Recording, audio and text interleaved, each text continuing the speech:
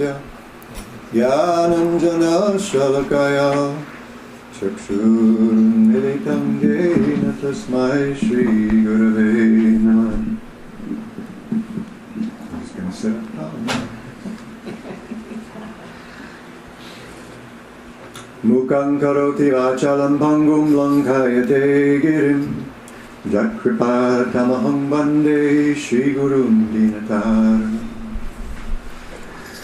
Shri Chaitanya Manobhishtam Stapitam Yena Bhutale Swayam Rupa Kadamahyam Dadati Swapadantikam Pancha Kalpatarubhyascha Kripa Sindhobhya Evacha Patitanam Bhavanebhyo Vaishnavibhyo Namo.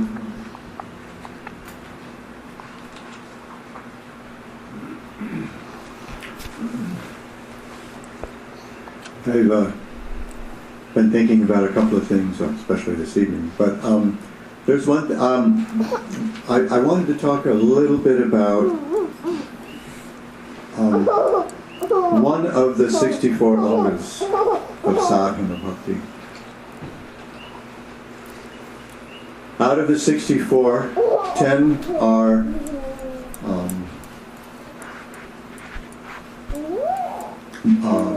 viti, or rules, things you should do. 10 are the don'ts, nishedh.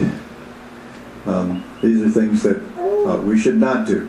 And avoiding these 10 things that is also considered part of sadhana bhakti. Srila Rupa Goswami and the Acharyas describe these 20 angas as the doorway to bhakti. This is the threshold.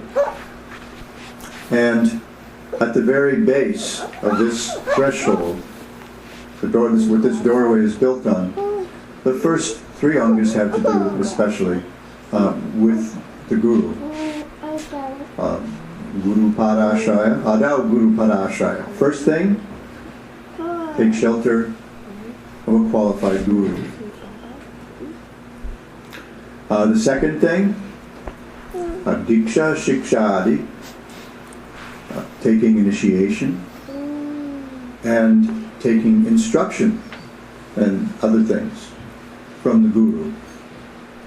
And the third one, Srila Rupa Goswami describes as Vishrampena Guror Seva.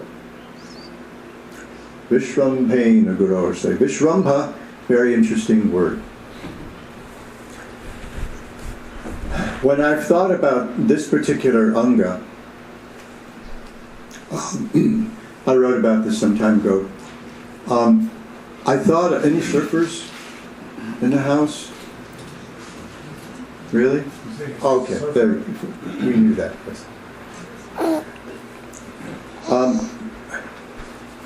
Long time ago on an island very, very far away, Oahu. Before I took up the Association of Devotees full-time, my pretty much full-time engagement was whenever there were halfway decent waves, surfing. And this was before leashes, if you can imagine such a thing.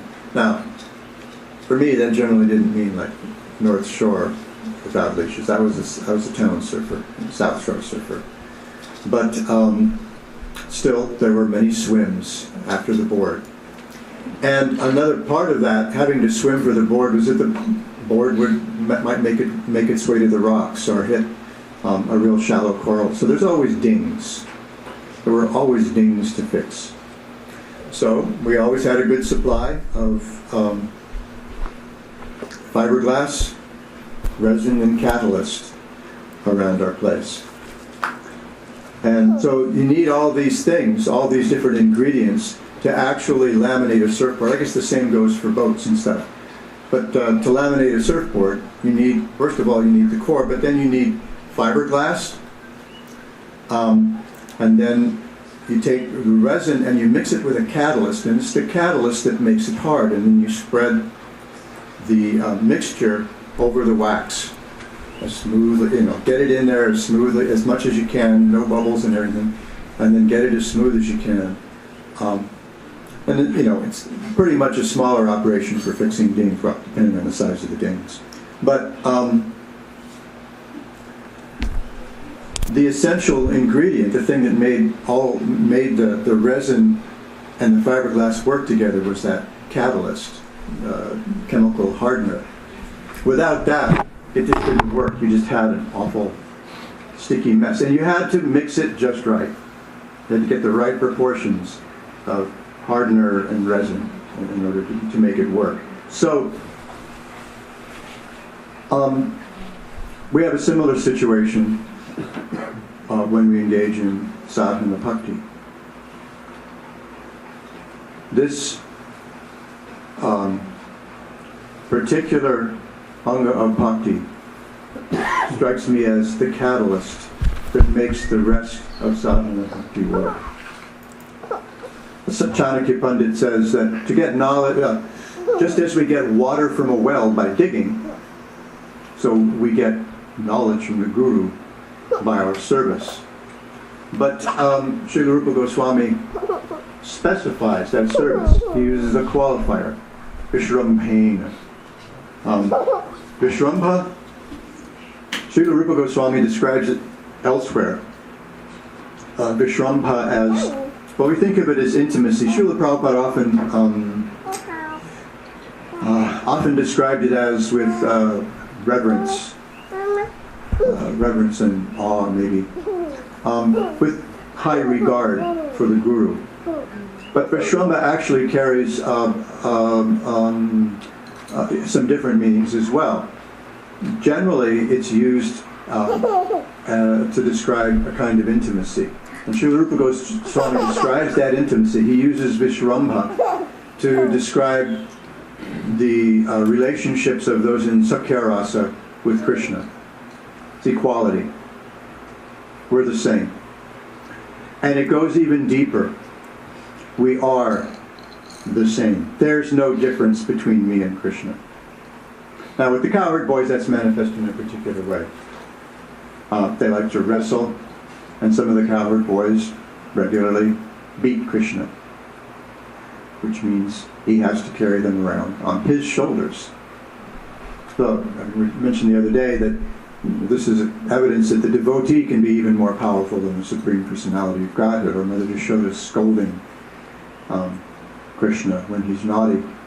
And these things all give pleasure to Krishna. They make him very happy.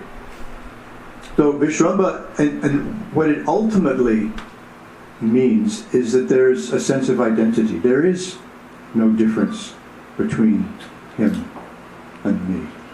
Srila Prabhupada sometimes describes Krishna consciousness, and this is actually particularly appropriate in the higher stages, bhava and prema. I am Krishna's, and Krishna is mine. There's this close sense of identification. And one of the angas of sharanagati, or surrender, is Atma-nivedana. And Srila Prabhupada sometimes translates Atma-nivedana as having no interest, no separate interest than the Lord's. Whatever he wants, that's what you want. You don't have any life except what he wants. We can apply some sense of this. There's not going to be the same sense of equality between the Guru and the disciple. But there is a sense of identification. There can be a sense of intimacy. Vishrambha can also mean affection and confidence. Cowherd boys also manifest this confidence when they marched on into Rahasura. Well, might be a cave, might be a big old snake. Seems like it's a big old snake, but whatever. Now I remember I've always had this picture of the cowherd boys just kind of like marching in to Aghasura's mouth. Well, whatever happens, Krishna will save us. We have that kind of confidence. So if we have similar affection and confidence for the Guru, if we actually can surrender to the Guru to the point where we can feel the spiritual master's heart, then we won't even necessarily have to be told how to serve. We can anticipate the instructions sometimes, because we identify that closely with the Guru. In the beginning, the sense of reverence is quite appropriate. There's going to be some distance. But eventually the disciples should become dear enough to the Guru, and the Guru dear enough to the disciples, that there is this sense of identification. So there's actually the good kind of mamata. Mamata is one of our problems in the material world, right? Ahankara and mamata, I and mine.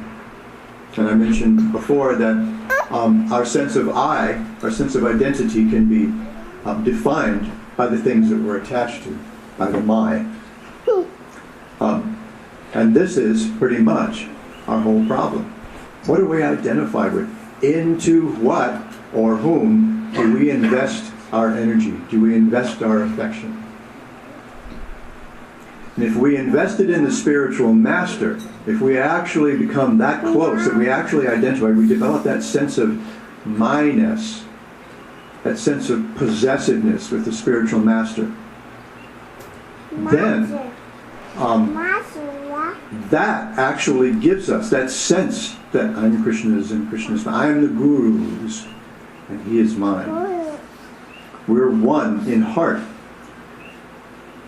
Then that will make our can make our bhakti very firm. Because what is the Guru going to say? The Guru is going to tell us, as we heard from Bodhayan Maharaj yesterday afternoon, always serve the Vaishnavas and Krishna, and always chant Harinam.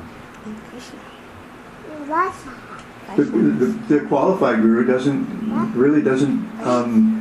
tell the Guru to, and this sense of identity can become so strong, according to Srila Vishwanath Chakravarti Thakur, in one of Atika on, is it the 4th canto?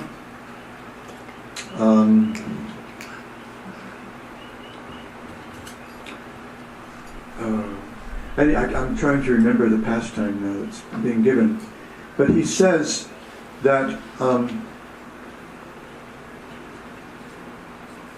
that sense of Vishrambha, that sense of service, that Guru Bhakti, can actually even sometimes supersede the rules and regulations.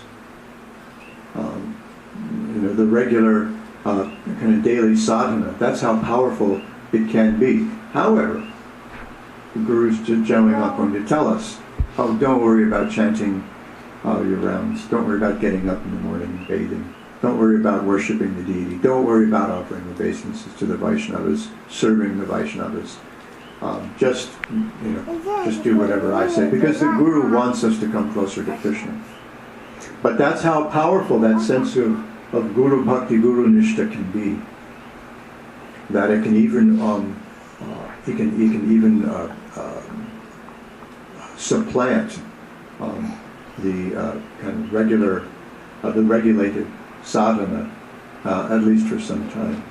We saw sometimes Srila Prabhupada would engage the devotees so intensely that it was very difficult for them to engage in the regular sadhana. And sometimes there was just long marathons to finish getting a temple ready to open or something like that. A couple of instances where I heard that someone would complain to him that so-and-so isn't chanting 16 rounds every day, and Srila Prabhupada said, he's undoubtedly very busy in service. Which was probably really a nice way of saying, mind your own business. How are you doing on your rounds? So this is actually a very powerful thing, this service to the Guru. Just as Chanakya says, We get water from a well by digging, so we get knowledge, we get a deeper sense of bhakti from the Guru by service. And the more intimately, the more affectionately we're linked with the Guru, we're attached to the Guru, then the more powerful that's going to be. One of the hallmarks, I think, of our Sangha here, I know that disciples of Srila A.C. Bhaktivedanta Swami Prabhupada are all very attached to him, and then the disciples, both Shiksha and Diksha disciples of Srila Narayan Maharaj are very attached to him. I see how attached Srila Bodhayan Maharaj's disciples are to him. I have friends here also who are disciples of Paramadvaiti Maharaj, my friend Paramadvaiti Maharaj.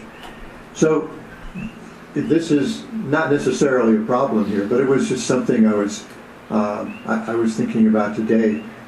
What a wonderful thing that is, that fairly small community of devotees.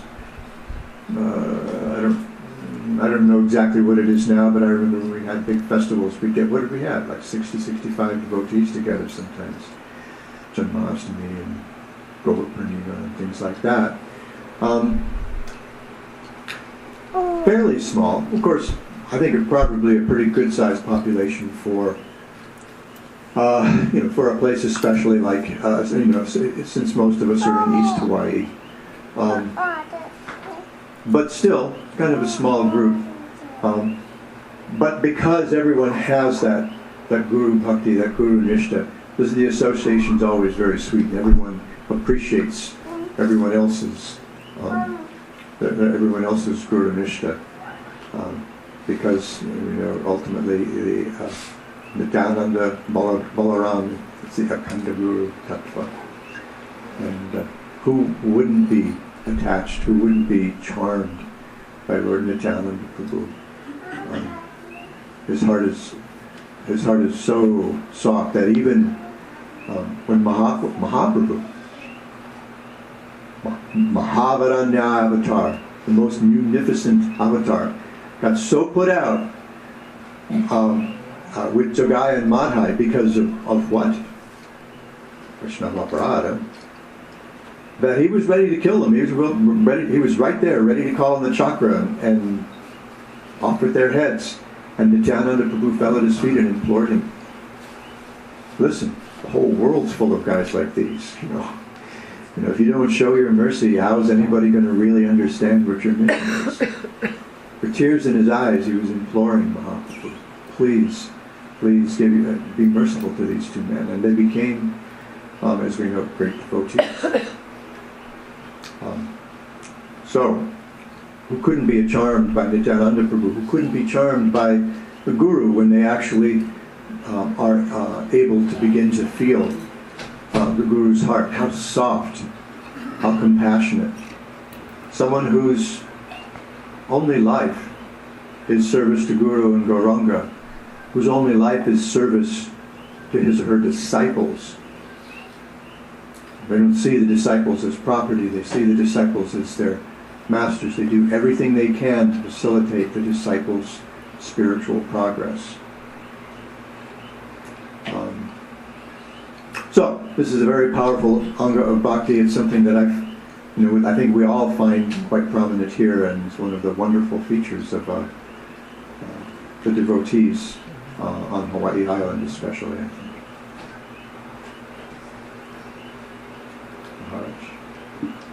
What was it? Maharaj, Vishwambhara Guru Seva. Vishwambhena Guru Seva. Vishwambhara? Not Vishwambhara, Vishwambhena. With affection, confidence, intimacy. Well, in the case of the coward boys of Krishna, there's that sense of equality. We're the same, buddy. You and me. Always. So if we feel that kind of attachment for the Guru, that intense attachment for the Guru, that I'm his, he's mine to serve, then our progress in bhakti will become very steady, and we'll become very firmly situated in sadhana bhakti and make progress toward bhava bhakti and prema bhakti.